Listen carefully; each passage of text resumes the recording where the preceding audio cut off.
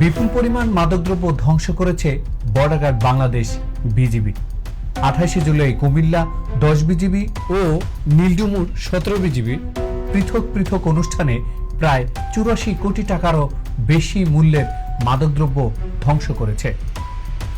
কুমিল্লা সেক্টরের আওতাধীন 10 ও 60 border guard battalion যৌথভাবে 52 কোটি টাকার মাদক ধ্বংস করে।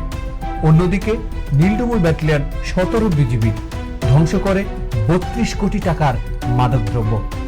ধ্বংসকৃত মাদকের মধ্যে ছিল ফেন্সিডিল, ইয়াবা, গাঁজা, whisky, heroin, LSD, crystal meth ice, বিপুল পরিমাণ অবৈধ মাদক জাতীয় ঔষধ।